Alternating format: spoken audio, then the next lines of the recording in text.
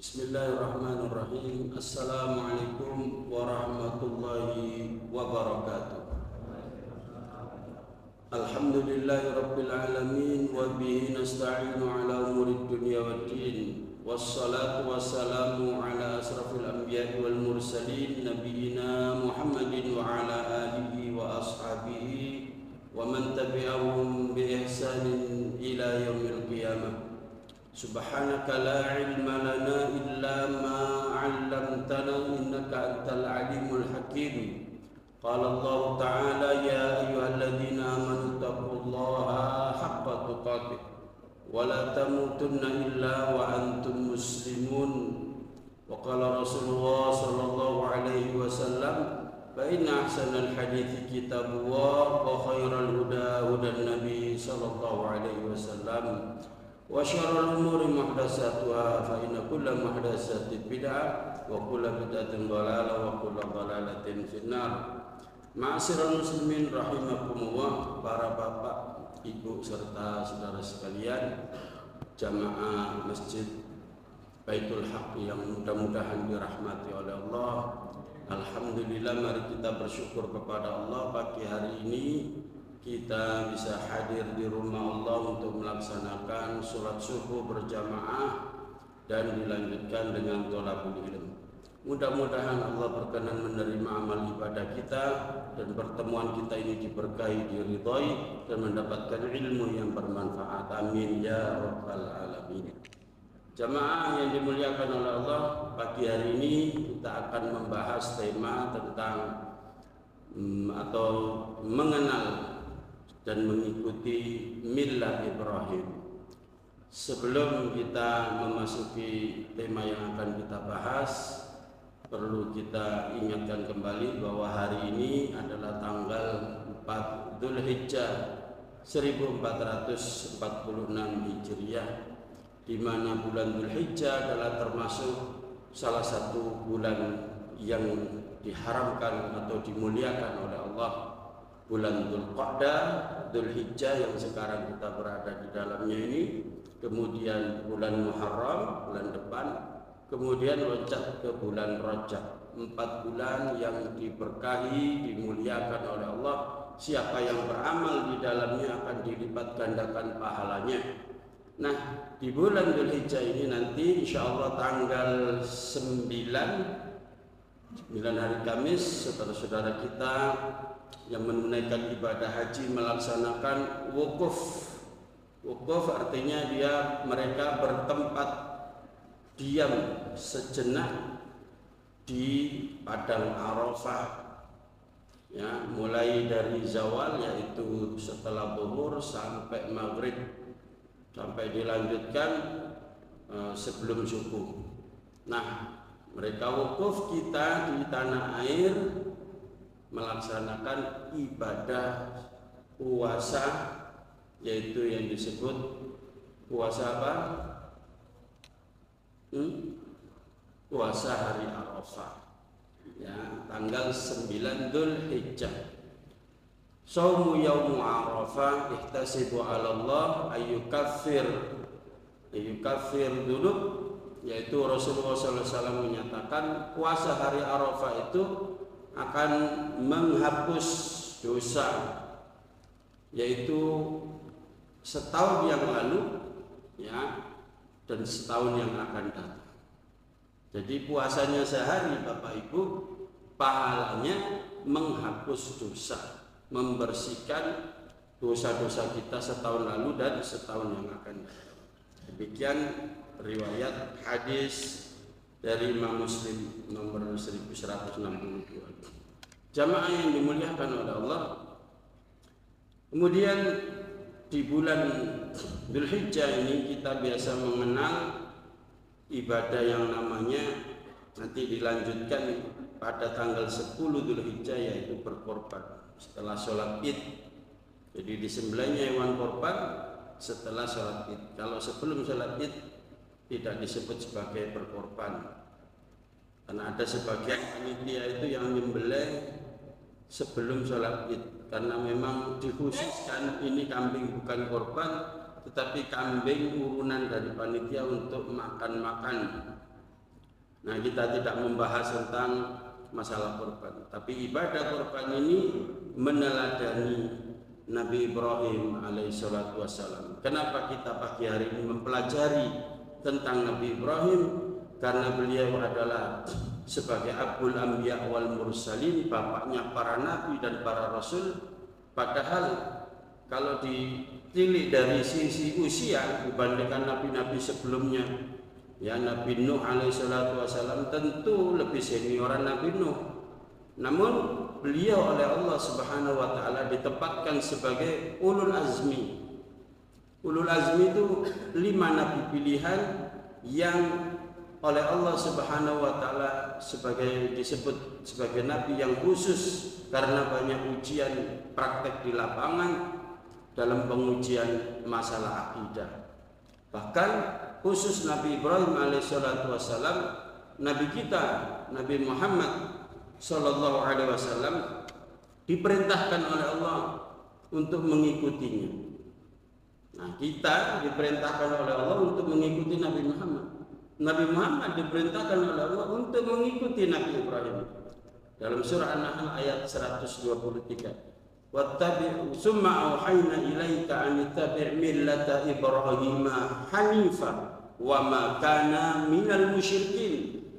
Kemudian kami perintahkan kepadamu wahai Nabi Muhammad, ikutilah milah ajaran Nabi Ibrahim alaihissalatu wassalam.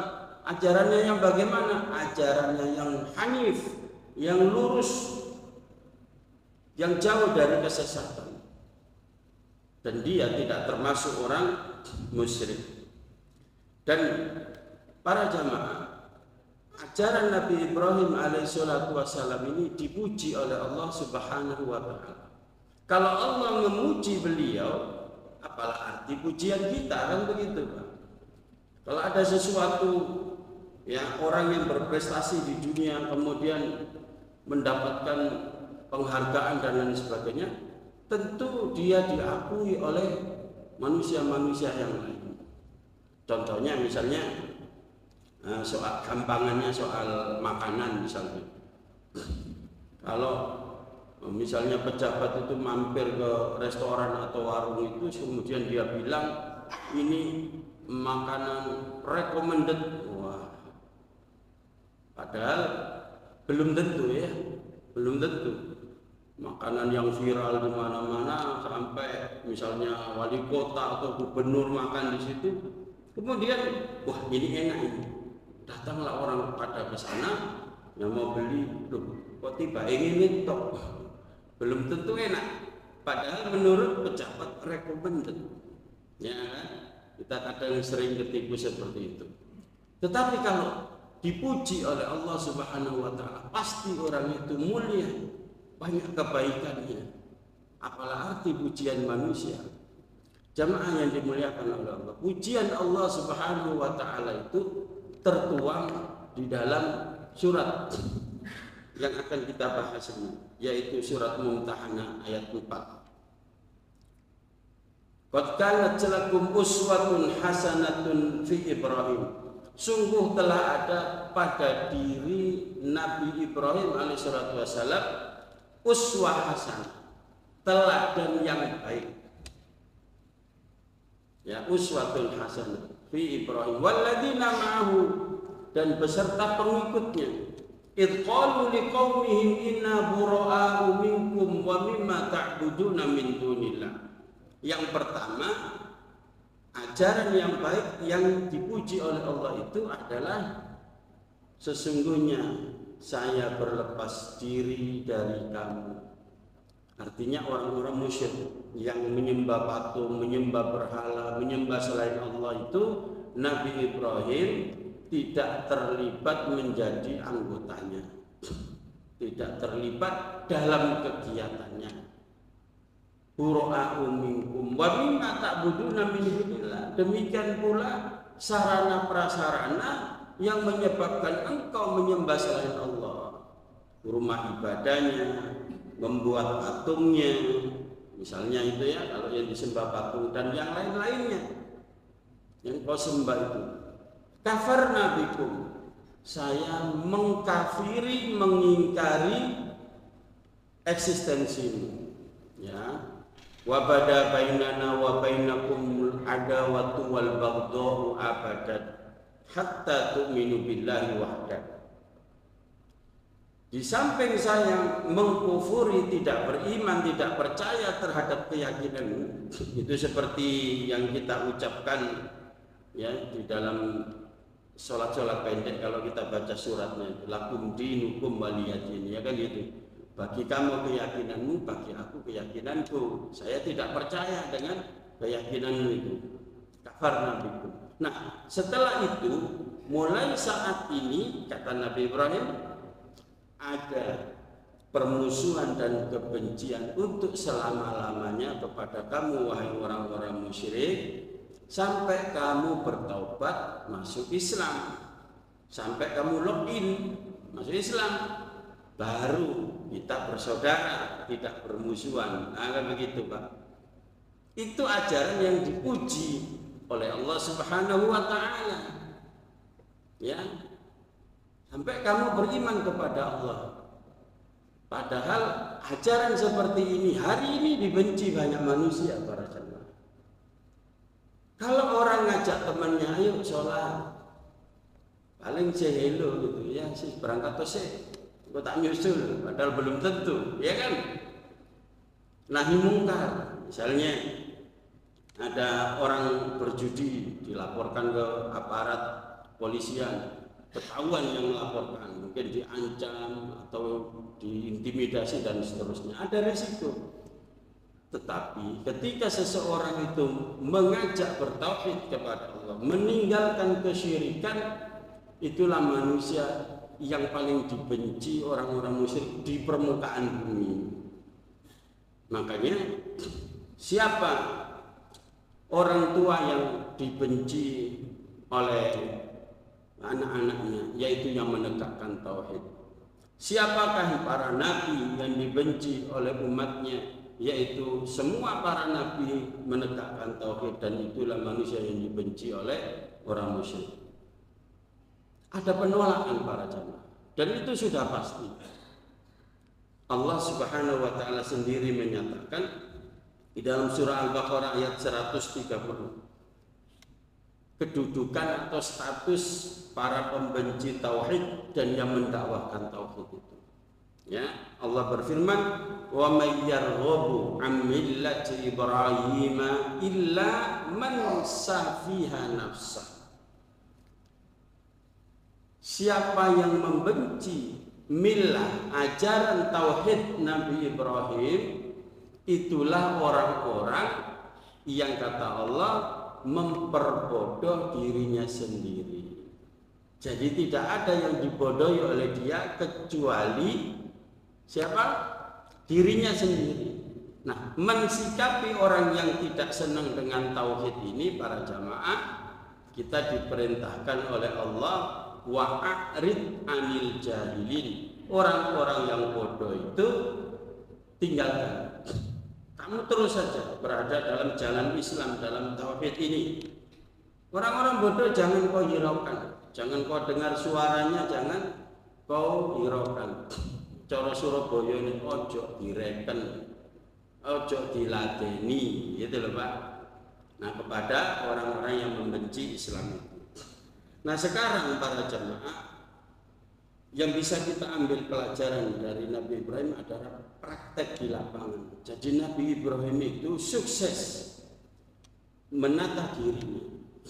Jadi ini contoh komplit Pak. Makanya jadikan apa itu teladan bagi Nabi Muhammad dan kita semua untuk dirinya, mulai dari pencarian terhadap Allah Subhanahu wa taala, siapa sebenarnya yang harus saya sembah itu, ketika melihat matahari, bulan, bintang dan seterusnya.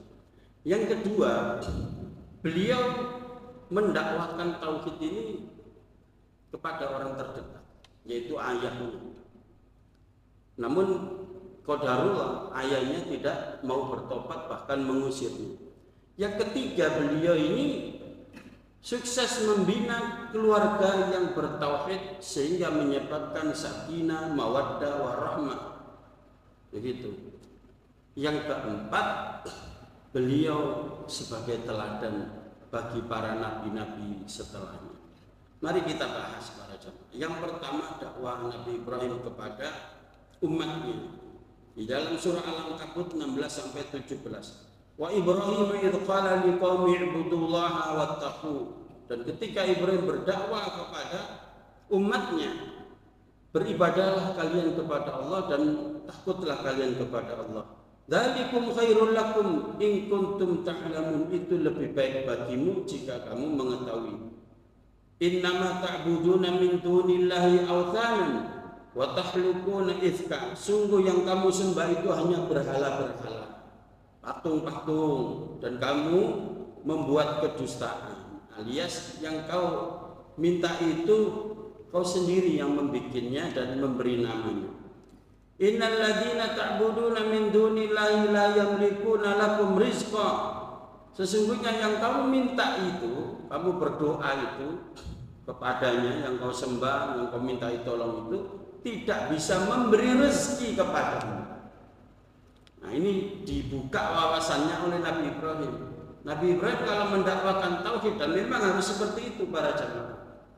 Orangnya dikasih pengertian dulu. Ini loh, patung tidak bisa ngomong, tidak bisa ngasih rezeki, kok kamu sembah. Nah, seperti itu para jamaah. Dibuka logikanya, jadi akal warasnya itu diajak berpikir. Masa benda mati kayak gini kau mintai tolong, gimana akalmu, kan begitu. Kemudian wabtaghu indallah rizqa, mintalah rezeki kepada Allah. Wa'buduhu washkurulah ilaihi turja'un. Beribadahlah kepadanya, bersyukurlah kepadanya, dan nanti kamu pasti akan mempertanggungjawabkan perbuatanmu di dunia itu. Ya, kamu akan kembali kepada Allah. Kamu menjadi hamba bertauhid, resikonya kamu mendapatkan surga. Kalau kamu masih dalam kesyirikan sampai meninggal menghadap kepada Allah, resikonya kamu dapat neraka. Nah, itu kepada umatnya. Sekarang kepada ayahnya para jamaah. Dan ayahnya ini sebagai produsen berhala. Justru ayahnya ini yang aktor utamanya. Tetapi bagaimana sikap dan tindak tanduk Nabi Ibrahim ketika mendakwai orang terdekatnya? Ini beda para jamaah.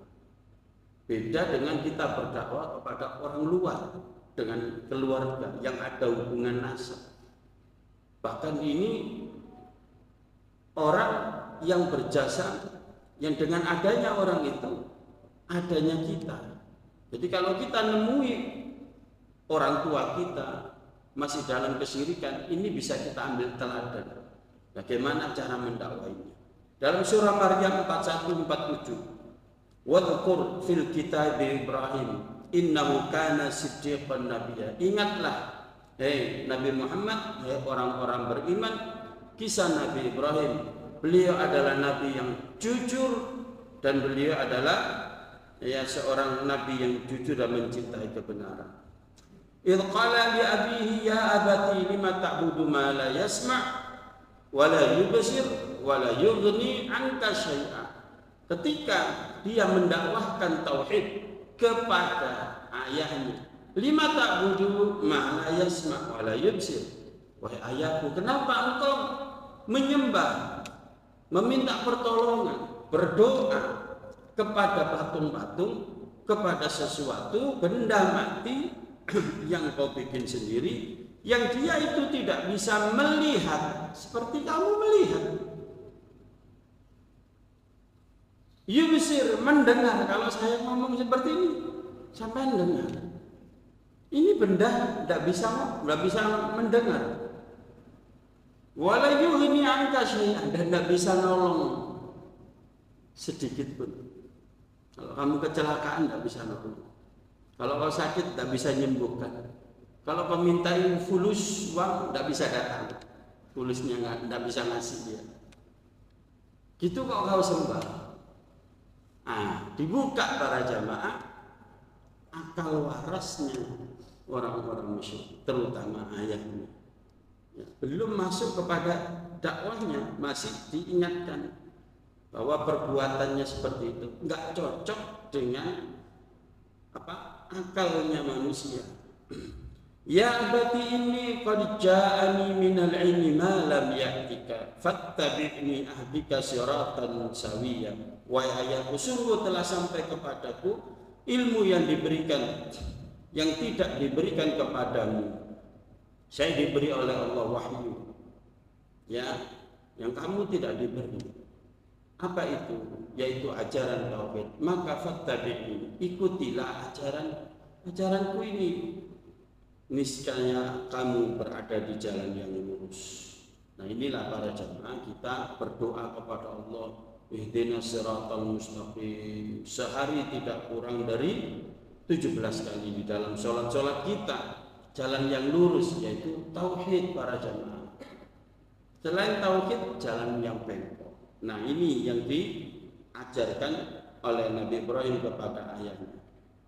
Ya abati inni akhafu ayyamasaka adzaba minar rahman fatakuna lisyaitani waliya. Wahai ayahku, aku khawatir engkau dapat murka, dapat siksa Allah kalau kamu tidak berhenti. Padahal Allah itu Maha Pengasih. Ya, sehingga fatakuna lisyaitani waliya, engkau menjadi pengikutnya syaitan.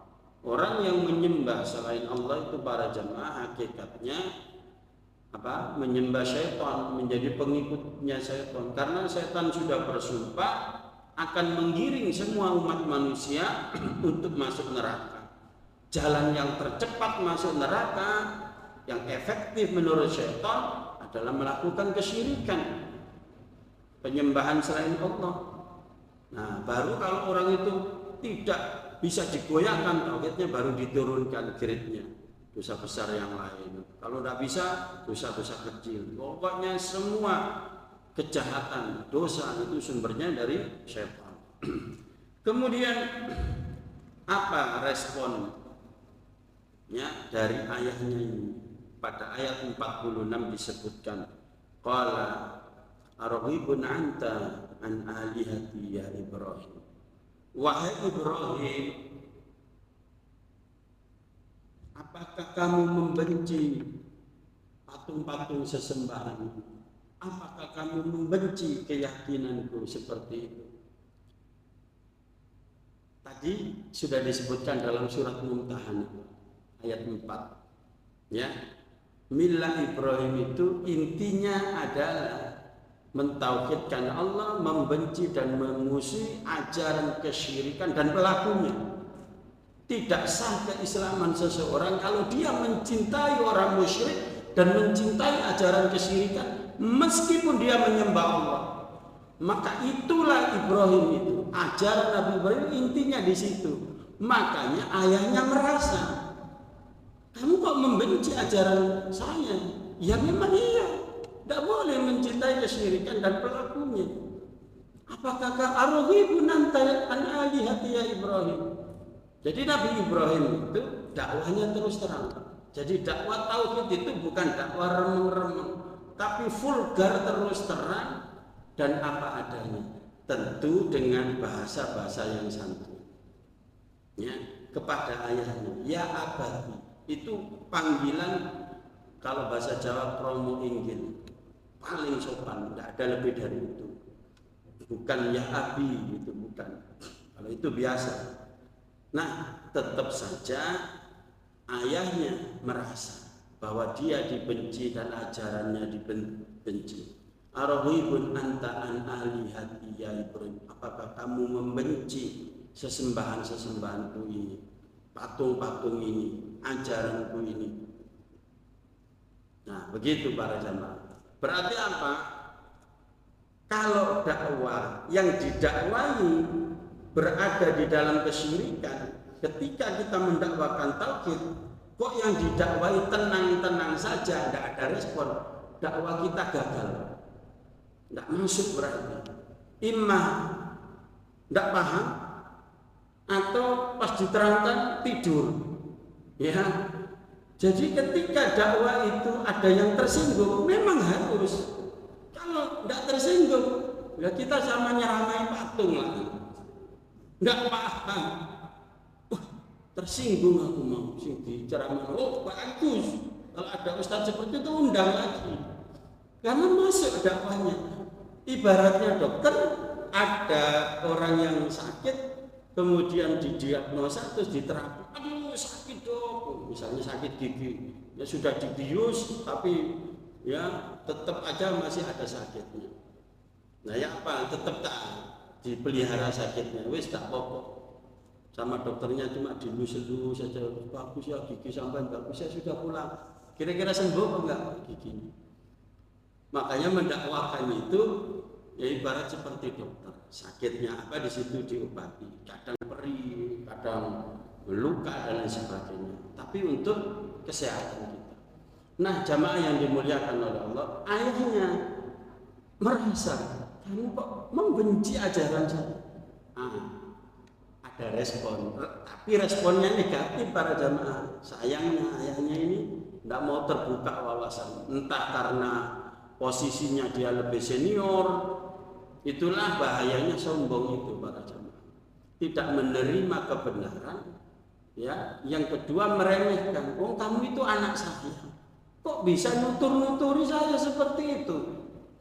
Nah, kalau dia pejabat, kamu itu siapa? Saya ini pejabat, saya ini pemegang tampuk kepemimpinan. Padahal dalam Islam pemimpin itu pembantu para jemaah, pembantunya rakyat.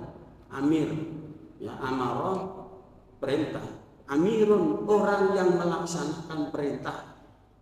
Yang melaksanakan perintah siapa? Pembantu kan. Jadi dia yang melaksanakan pemerintahan. Ya, tapi dia sombong, merasa dia bos, bukan pembantu. Nah, kadang ada orang yang tidak menerima kebenaran gara-gara tertipu sebagai pembantu tadi dan yang lainnya karena gelar dan lain sebagainya. Kembali ke sini para jamaah, ayahnya mengatakan, ya, arahibun anta an aliyati Ibrahim la illam tantahi, kalau kamu tidak berhenti mendakwahkan tauhid, tidak berhenti menasehati aku terus menerus pagi sore siang malam, la arjumanna, saya akan menghukum mati kamu. Bayangkan Pak, ancamannya pembunuhan. Ya, ada dua opsi. Pertama, saya bunuh kamu dengan cara spesial, bukan di pedang zaman dulu, sekali mati kan. Enggak, ini ditanam separuh badan, dilempar batu sampai mati, supaya banyak orang tahu. Ya, dan semua orang lewat boleh melempar. Itu hukuman seperti hukuman rajam dalam zina di dalam Islam dan masih berlaku sampai saat ini hingga hari kiamat. Sebenarnya hukuman orang berzina seperti itu. Kalau sudah pernah berumah tangga, ya, selingkuh, pacaran dan lain sebagainya, yang sampai pada zina, itu hukumannya rajam. Dan itu sudah ada sejak dulu sebelum Nabi Muhammad. Makanya orang jahiliyah, orang musyrik itu menerapkan hukuman itu. Jadi sama seperti hukuman rajam. Nabi Ibrahim diancam itu, la arjumanna, saya rajam kamu. Atau yang kedua, wahjurni maliya, kamu pindah tempat untuk selama-lamanya supaya saya tidak melihat kamu. Masih ada rasa kasihan karena anaknya. Nah, begitu para jemaah. Kemudian selanjutnya, setelah merasa dakwanya itu sudah mentok, sudah disampaikan, dan dakwah itu seperti itu para jemaah, tidak memaksa, ya, tidak memukul, tapi merangkul. Kalau dirangkul tidak bisa, ya sudah dilepas. Karena tugas kita itu bukan mengislamkan orang, enggak. Tapi apa? Menyampaikan kebenaran, perkara hidayah. Nah, itu hak prerogatif Allah Subhanahu wa taala. Para nabi tidak bisa ngasih petunjuk, hanya memberi atau menyampaikan informasi. Sekedar itu saja, ngajak. Kalau tidak mau ya sudah. Maka apa yang dikatakan oleh Nabi Ibrahim, salam perpisahan. Assalamualaikum. Sa'astaghfiru laka rabbi innahu kana bi hafiyya. Semoga keselamatan tetap atas engkau wahai Nabi Ibrahim. Wahai ayahku, ya, semoga engkau tetap dalam keselamatan. Ini yang ditegur oleh Allah Subhanahu wa taala. Illa qala Ibrahim li abihi sa'astaghfiru laka itu dan seterusnya. Nah, kecuali perkataan Nabi Ibrahim. Tapi syariat ini sudah dihapus di zaman syariatnya Nabi Muhammad sekarang sampai akan datang. Apa itu? Mengucapkan salam kepada orang di luar Islam. Tidak boleh para jemaah. Nabi Ibrahim dulu mengucapkan itu, Assalamualaikum. Sa'astaghfiru laka rabbi, saya mohonkan ampun kepada Allah atas dosa-dosamu. Ini juga dilarang para jemaah. Ya. Innahu kana bi hafiyya, karena sesungguhnya Allah sangat baik kepadaku. Jamaah yang dirahmati oleh Allah, ini satu contoh dakwah Nabi Ibrahim. Pertama kepada umatnya secara umum, yang kedua kepada ayahnya di atasnya. Sekarang bagaimana pergaulan dan dakwah Nabi Ibrahim kepada orang yang di bawahnya, yaitu Ismail alaihissalatu wassalam, yang nanti ketika Nabi Ibrahim mengajak anaknya ini mengajari tauhid dan langsung praktek ini, nah kemudian diadopsi ajarannya oleh Nabi Muhammad SAW dan kita sampai sekarang melaksanakannya, yaitu ibadah kurban. Allah berfirman dalam surat Shofat 99 sampai 111. Wa qala Ibrahim wa qala inni dhahibun ila rabbi sayahdin. Nabi Ibrahim mengatakan, saya akan pergi menghadap Tuhanku dan pasti saya akan diberi petunjuk. Dia berdoa kepada Allah. Mengapa kok minta petunjuk dari Allah? Bagaimana nih ya Allah jalan keluarnya? Saya sudah berumah tangga. Sampai umur 80 tahun belum punya keturunan, resah gelisah para jemaah. Sudah mau meninggal kan?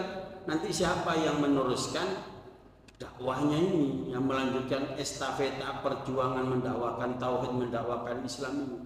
Minta petunjuk kepada Allah. Ya Rabbi habli minas sholihin. Langsung Pak, doanya spesifik Bu, minta. Jadi kalau kita berdoa kepada Allah itu jangan bulet, jangan dikasih prolog yang banyak, kakek. Langsung to the point. Prolognya itu cukup memuji Allah, sholawat Nabi, sudah langsung to the point, kemudian tutup dengan sholawat dan hamdalah. Nah, Nabi Ibrahim langsung, Rabbi habli minas sholihin, ya Allah karuniakan kepadaku keturunan yang soleh. Bukan hanya keturunan, tapi yang soleh, yang baik, yang bisa mengajak kita, membahagiakan kita dunia dan akhirat, kan begitu, soleh. Kemudian selanjutnya, babasyiru bigulamin halim.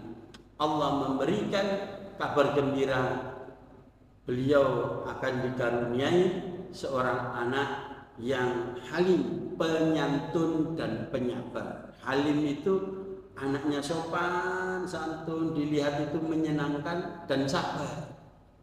Ya, fokus, tidak kehilangan fokus, ya, sabar itu. Jadi sekarang ini banyak anak-anak yang tidak sabar gara-gara kena ini generasi stroberi ini Pak, Gen Z ini. Itu pengennya yang instan, makannya instan, tidak sabaran Mas. Nah ini tidak, halim itu anak generasi yang sabar, sabar belajar, sabar melaksanakan perintah, sabar ibadah dan seterusnya. Kemudian falamma balagha ma'ahu sa'ya qala ya bunayya inni ara fil manam anni atba'u.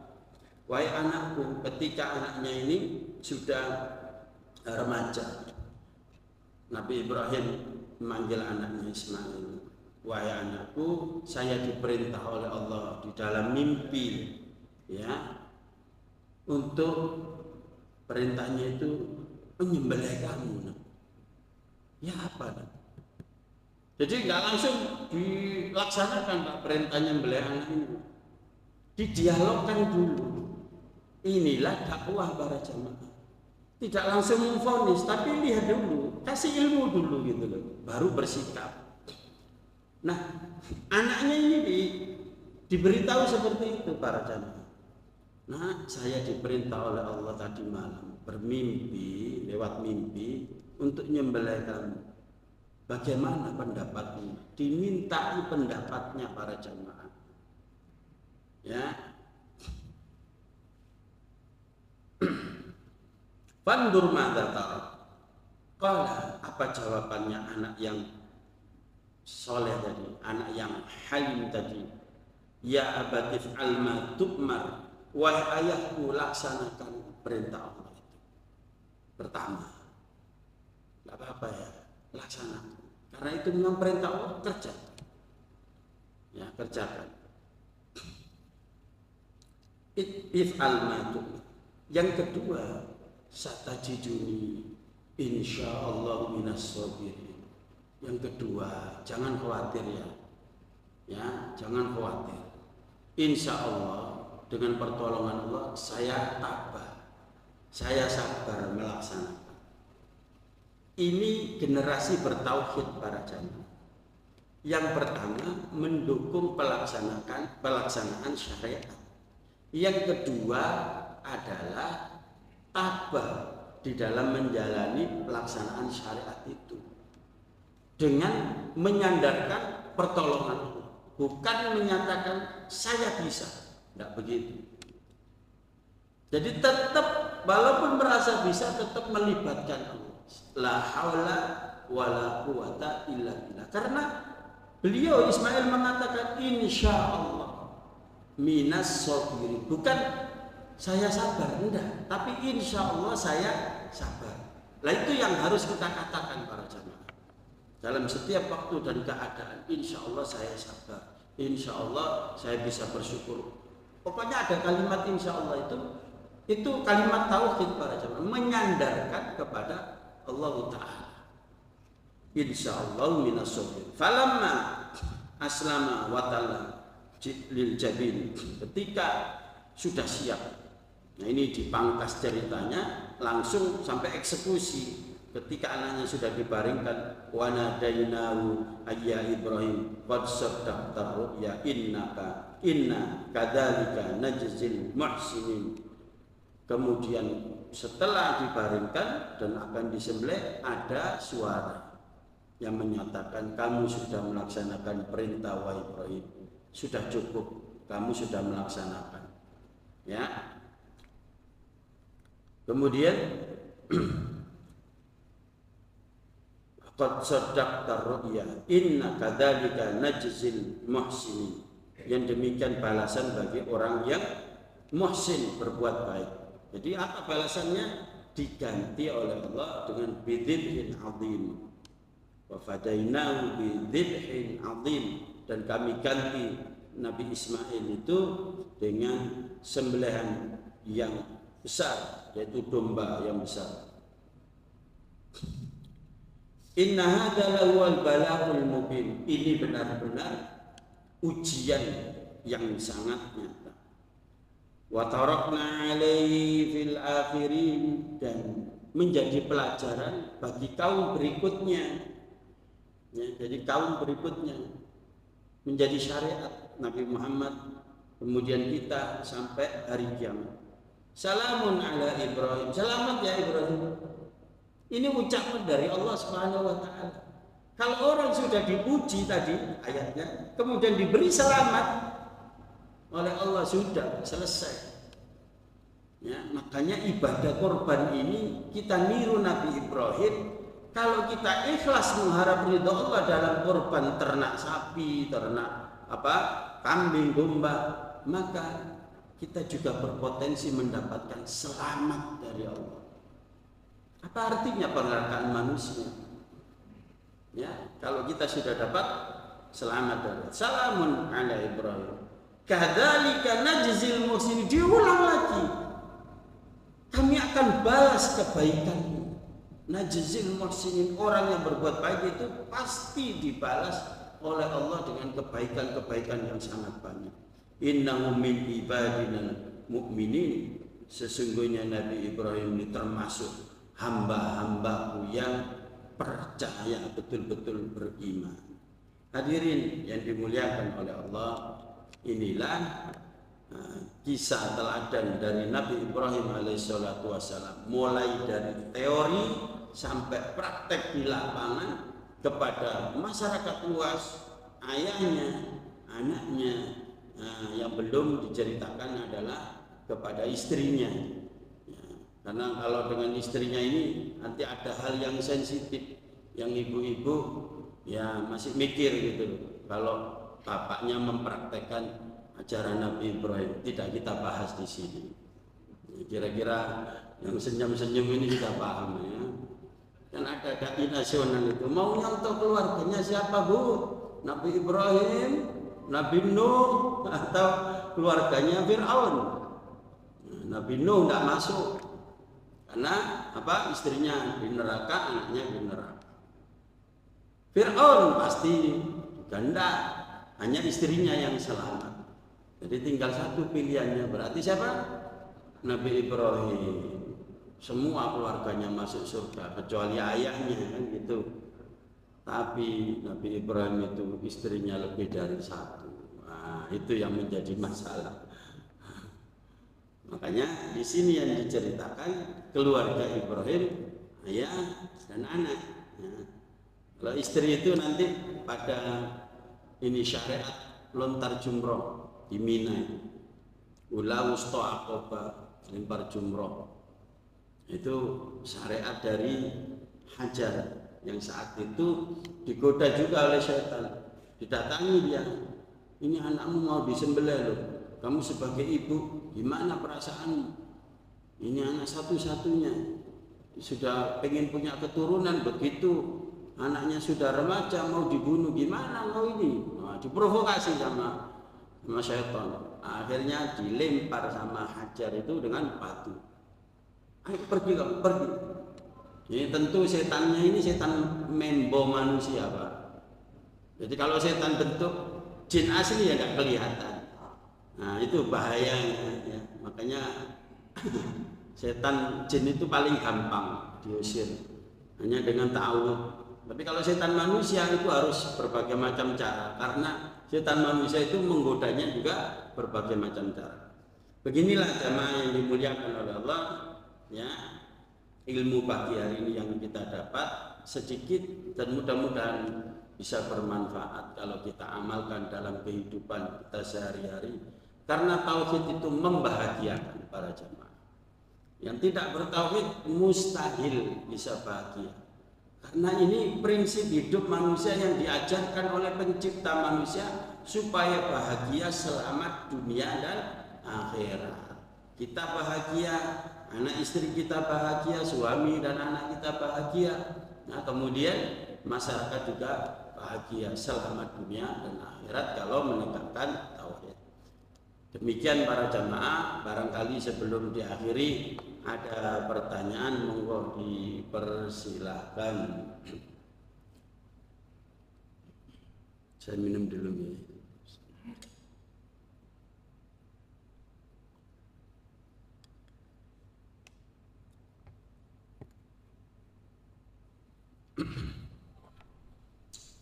Cukup Pak ya? Karena nggak ada yang bertanya berarti sudah paham. Alhamdulillah. Ya, jadi kesimpulan pembicaraan saya mulai dari awal sampai akhir. Pertama, nanti pas tanggal 9 ya, kita puasa Arafah. Itu menghapus dosa kita 2 tahun sebelum dan yang akan datang. Yang kedua, hari berikutnya mulai jadi tanggal 10 Idul Adha, 11, 12, 13 kita berkorban. Hukum kurban itu sebenarnya hukum asalnya ulama itu sepakat sunnah muakkad. Ya, sunnah muakkad. Bukan berarti kalau tidak dikerjakan dosa besar gitu, enggak. Karena sunnah muakkad itu hukum asalnya. Tetapi ada yang mewajibkan para jamaah. Berdasarkan hadis riwayat Imam Ahmad dan Ibnu Majah, Rasulullah pernah bersabda, "Man wajada sa'atan falam yudhahi fala yaqrabanna musallana."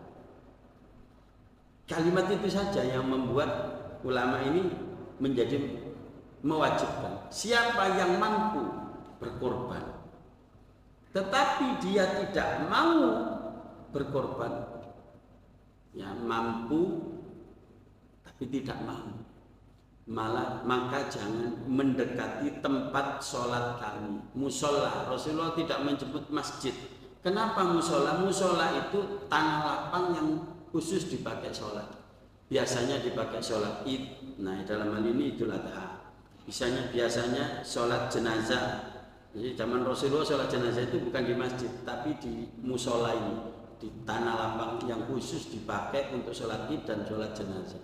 Kamu tidak usah datang sholat id, itu. Kalau kamu mampu tapi tidak mau berkorban, tidak usah datang sholat id. Percuma. Begitu kata Rasulullah Shallallahu Alaihi Wasallam. Jadi seperti haji itu loh para jemaah. Haji itu kan wajib bagi yang mampu. Nah, korban juga begitu. Pertanyaannya, kita harus jujur para jemaah. Saya ini mampu nggak sih berkorban? Nah gitu Pak.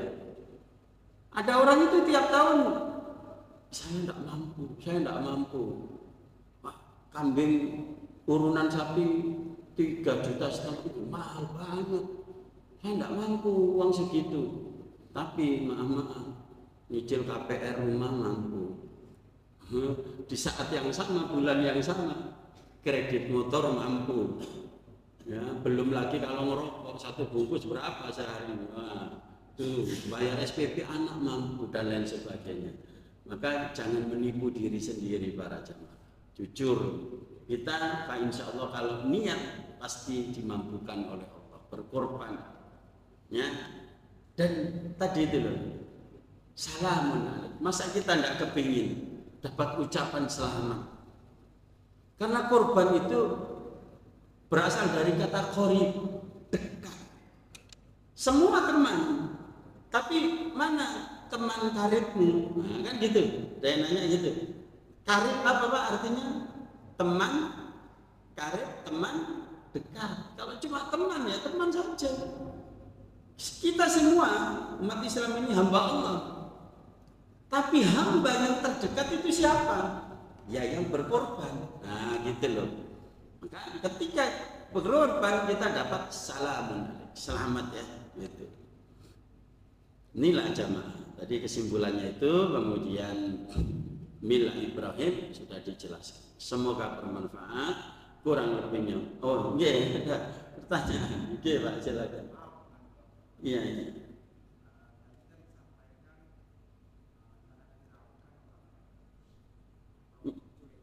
Oh, iya.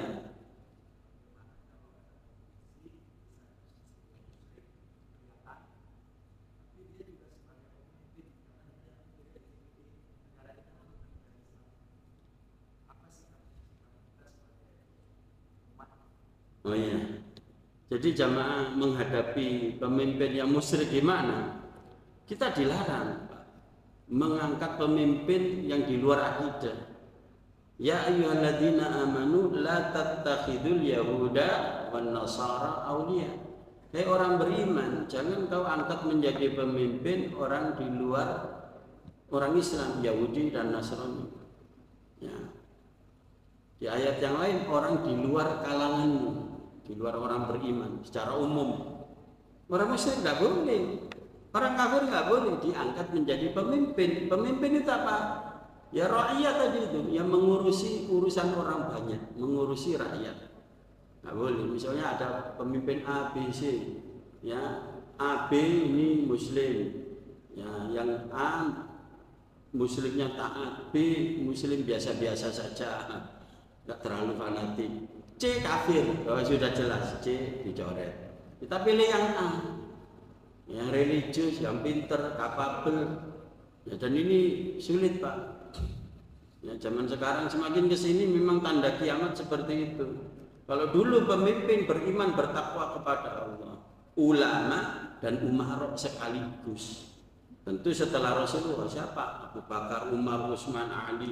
Ini semua orang pintar semua, pintar agama, pintar pemerintahan, pintar ngatur rakyat, semua gitu. Terus semakin kesini punya kemampuan, ya, punya kapasitas memimpin, tapi agamanya setengah-setengah. Cuma dia masih mendengarkan atau dekat dengan nasihat ulama, masih mendengarkan nasihat ulama, dekat dengan ulama, sehingga terpimpin dengan baik. Pemimpin ini jadi baik, rakyatnya jadi baik. Yang periode ketiga setelahnya yaitu pemimpin yang dia ini pinter ngatur rakyat, tetapi dia bodoh, tidak ngerti agama dan cuek terhadap ulama. Wah, ini dolim. So mau-maunya bikin kebijakan ngawur, semau-maunya nuruti hawa nafsunya. Ya, berpotensi mendolimi rakyat. Nah, yang keempat ini yang susah. Ini disebut oleh Rasulullah Ruwaibidho. Umurnya masih muda. Ini tanda kiamat bener, Pak. Tidak tahu apa sekarang sudah muncul tanda ini. Umurnya masih muda, ngango, tidak ngerti apa-apa, gak jelas, tidak kapabel, paham agama enggak, ngurusi rakyat tanda tanya besar. Ya sudah, Pak. Ini yang terjadi. Nah, maka kalau dikembalikan pada pertanyaan tadi, ya, bagaimana kalau sudah kadung pemimpinnya seperti itu, maksudnya yang melakukan kesyirikan, ya, maka di dalam Islam itu sebenarnya ada syariatnya, cuma ini jarang diterangkan oleh para ustadz, para kiai, karena ini sensitif. Apa itu? Ada syariat namanya dimakzulkan, diturunkan. Itu sudah benar, demo-demo suruh turunkan, sudah diganti saja. Kayak kono uang aja, gitu loh, Pak. Jangan sampai tanda kiamat ada di negeri kita, ya, biar di negeri Konoha saja. Jangan di negeri kita, di anta beranta saja. Ya, gantilah. Masih banyak stoknya. Nah, jadi itu jawaban saya para jamaah. Ya, kalau mengenai pemimpin yang itu tadi yang disebutkan. Cukup, Pak, ya.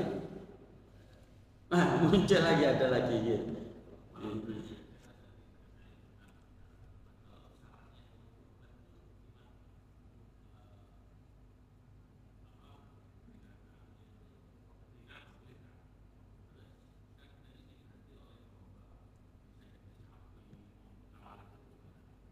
Oh, iya, Pak. Nabi Ibrahim diganti dengan bidhibhin adhim, dengan hewan ternak sembelihan yang besar. Ulama menafsirkan ayat itu yaitu dengan domba, ya, domba. Maka di sini ada yang berpendapat korban itu yang utama domba. Memang ada yang fanatik itu, Pak, dijak urunan sapi tidak mau. Nah, tetapi syariat Nabi Muhammad beda. Syariat Nabi Muhammad korbannya boleh domba untuk satu di sini satu keluarga, bukan satu orang loh. Kalau jenengan itu hidup di satu rumah itu ada 5 orang, bapak, ibu, 3 anak, yang satu sudah bekerja, nomor 2 kuliah, nomor 3 masih SMA. Ya, kemudian korban atas nama bapak. Si bapak ini sudah mewakili anggota keluarga yang lain. Tahun berikutnya di atas namakan anak yang masih kuliah tadi. Itu juga sama. Nah, cuma atas nama saja, tapi sudah mewakili keluarga. Nah, itu domba. Begitu pula urunan, kalau sapi 7 orang. Kuotanya 7 orang maksimal. Boleh 2 orang, boleh 3 orang. Ya, tergantung ya, apa itu besarnya sapi, harganya sapi. Jadi maksimal 7 orang. Kemudian onta juga begitu, boleh ya, urunan. Jadi syariat Islam yang terakhir untuk korban itu adalah binatang ternak dan spesifik ditentukan. Tidak boleh ternak kuda, tidak boleh ternak himar, tidak boleh ternak apa itu misalnya ayam, apalagi bukan, nggak termasuk. Ada orang itu kadang ditanya, kamu korban apa? tahun ini korban kambing, yang satunya aku tak beli ayam aja. Itu bukan korban, latihan korban. Ya, ini awakmu apa? Korban perasaan. Masa tiap tahun korban perasaan. Ada yang gini lagi Pak, di sekolahan-sekolahan itu diumumkan dulu, tidak tahu ya, zaman saya sekolah dulu. Jadi wali murid itu dikasih selebaran dari sekolahan. Padahal ini sekolah Islam. Panitia korban sekolah titik-titik, terus kemudian diharapkan wali murid untuk urunan, ya, kambing sebutkan berapa, sapi kuota 7 orang sebutkan berapa. Kemudian di bawahnya itu urunan 100.000. Urunan 100.000 ini apa? Ya nanti dikumpulkan, kalau dapat banyak nanti disembelih. Loh ini apa terusan? Ini bukan korban. Jadi bagi yang tidak mampu urunan kambing dan sapi, kambing, korban kambing 1 atau urunan sapi, boleh korban dengan 100.000. Itu bukan korban, tapi latihan korban. Ya, terkumpul 100.000 kali sejumlah siswa, dibelikan kambing untuk disembelih dan makan-makan. Itu nilainya bukan korban tapi sedekah. Nah, begitu para jamaah. Jadi termasuk persyaratan binatangnya atau ternaknya sudah disebutkan di dalam Islam. Apa itu para jamaah? Ya sudah koel giginya, kalau kata orang Jawa gitu. Sudah dewasa, sudah tanggal giginya. Kalau umurnya ya sekitar 2 tahun kalau sapi. Kalau kambing setahun. Nggak boleh yang muda-muda, yang tempe baru lahir dapat 1 bulan dikorban, nggak boleh. Ya. Kemudian nggak boleh cacat. Nggak boleh cacat. Sampai nggak boleh dipotong rambutnya atau kena cabut bulunya sebelum dikorbankan. Makanya ada hadis itu, ketika tanggal 1 sampai hari H penyembelihan tanggal 10 nggak boleh mencukur bulu binatang atau memotong kuku binatangnya. Nah hadis itu juga ada bagi sohibul korban. Orang yang berkorban nggak boleh motong rambut, nggak boleh motong kuku. Makanya saya biarkan akar gondrong ini Pak ya, sampai nanti setelah sholat id ya kemudian korban. Nah jadi ada 2 pendapat itu tidak bisa ketemu. Ya, paling selamat itu ya binatangnya nggak usah diketoki kukunya, kita juga nggak usah motong kuku kan gitu. Mulai 1 Dzulhijjah sampai disembelih nanti. Ya itulah Pak. Jadi pernik korban itu kalau dilanjutkan banyak sekali nanti, ya. Demikian jamaah yang dimuliakan oleh Allah. Apa?